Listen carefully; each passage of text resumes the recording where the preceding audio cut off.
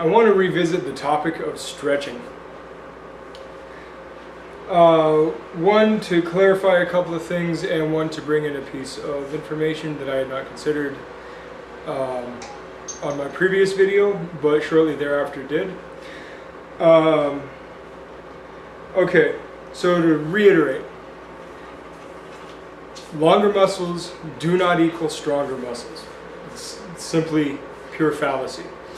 In fact, stretching has been shown in studies to not even reduce the risk of injury. In fact, if anything, stretching has been shown to increase injury in some cases, simply for the fact that as you stretch a muscle and plasticity takes in and the muscle does not return to its original shape, it weakens the joint because the muscles are no longer holding the appropriate tension on the joint, and you can have dislocations very easily. Now, it's not only dislocations, you can of course have muscle tears as well. Well, where do muscles tear? Muscles tear at the tendon. Very rarely, because it can happen and it certainly does, but very rarely does it ever tear in the belly of the muscle. It usually tears at the origin or the insertion. And the reason why is it's the point of, it's the weak point in the chain right there. And what creates the tear actually is the stretch reflex. Not stretching itself, but the stretch reflex, which is something was just rapidly stretched. Now, in order to regain its shape, the muscle, the nerves really send a signal out to say, pull yourself back together. You rapidly pull, but in such a weakened position, it tears the muscle away from the bone, and oh Jesus, you just tore a tendon or a muscle near the tendon. It's pretty bad. So this idea of lengthening a muscle is, to a point, can actually be risk increasing. But there's more to the story than that, because people have been stretching for a long time and they report all sorts of good feelings and whatnot. So what does it do that's positive? Well, what it does do that's positive is it relaxes you and it calms you down. And it's been shown that people who stretch regularly, especially yogic type stretching, meditative type stretching, have much lower levels of cortisol, which, while necessary during stress, after stress you need to get rid of the cortisol pretty much immediately, especially if you're talking about workout stress, where you're trying to actually stimulate the building response to increase your muscular capacity. So by dropping the cortisol, which works against testosterone, you are thus optimizing, or at least increasing, the potential for your testosterone to work in your favor after a workout. So once again, the reason why we say don't stretch before a workout is not only because it may in fact increase injury, and it does not in any way, shape, or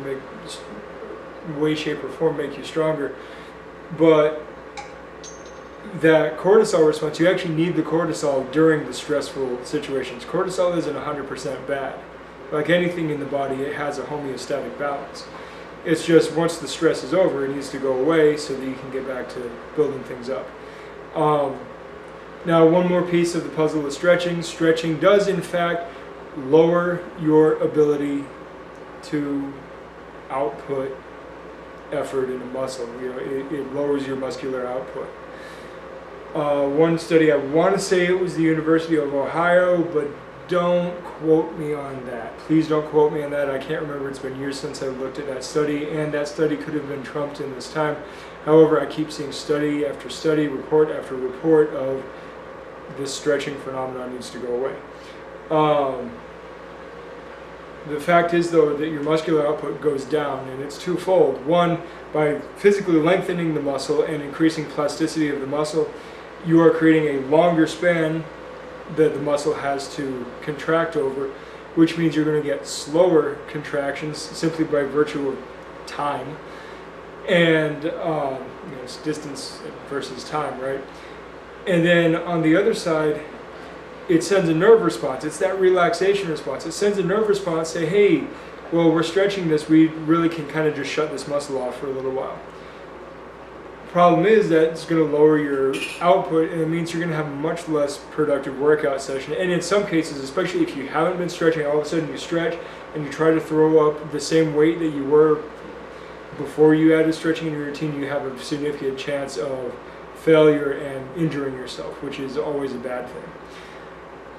And of course the lesson there being know your body and know it well. But the thing is that stretching before exercise literally doesn't do anything for you, except in one case. And we'll get to that in just a second. Stretching after exercise does a little bit for you. What they have shown though is while it relaxes you immediately after a workout and kind of makes you feel a little bit better, it does not actually help you, it doesn't reduce soreness, it doesn't reduce inflammation. Once again, it does not prevent injury, regardless of when it's done. Stretching does not prevent injury. So that being the case, the only purpose of stretching really is as a relaxing meditative art, and to, of course, rehabilitate range of motion. Now, like I said, I would get back to it. Here it is. Here's the one place where stretching before a workout can be useful. If you have a muscular imbalance, and we all have muscular imbalances, if you have a muscular imbalance that is worthy of mention, then what you can do is you can stretch out the side that is particularly tense to kind of shut it down or slow it down so you can balance out. So when you do go into your workout, you're not overdoing it on that one side and you're lifting or moving in a more balanced fashion. It is the one place where stretching before exercise in measured purposeful doses and on specific trouble areas is actually a very positive thing. So don't stretch before a workout unless, of course, you are dealing with a muscular imbalance that you need to fix. This, of course, seems to not really apply to skill practice, leading up to a competition and whatnot. This applies more to off-season. In fact, most people in competition kind of prize their muscular imbalances because most competitions tend to deal with unilateral stuff, and if you can just focus on a unilateral movement, you can tend to just build it up until you can get to that world-class level. So that really that balanced approach is better for non-competitive people or for people in the off-season. But then I would also question exactly what the purpose of competing if you're going to be allowing such horrible muscular imbalances in the first place is. So that's really the high and low of stretching. It calms you down, it reduces cortisol, so it's great after a workout, but it doesn't prevent injury. It does not increase your strength. Except by virtue of the fact that it'll allow testosterone to work a little bit more, but it does not directly increase your muscular strength. It doesn't help you before a workout except in specific measured doses directed at imbalances. It is a very, very limited application. And when you do practice stretching, there are ways to do it, ways to not do it.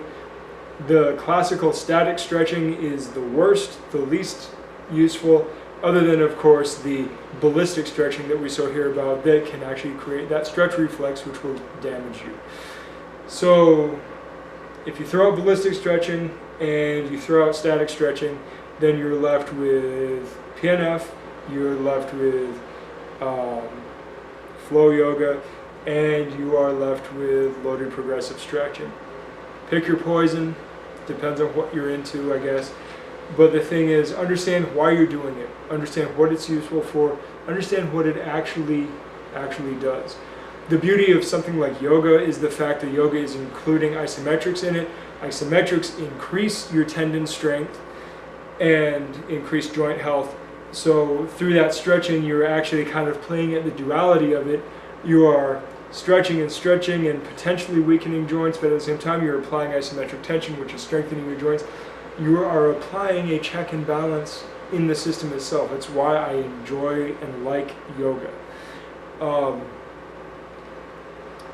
That's it. I mean, that's really all there is to it.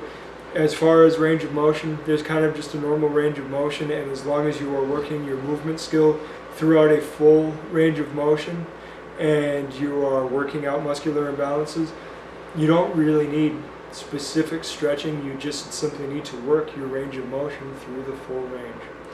That's all I got for you. I've been ranting long enough. I will talk to you later. Good job.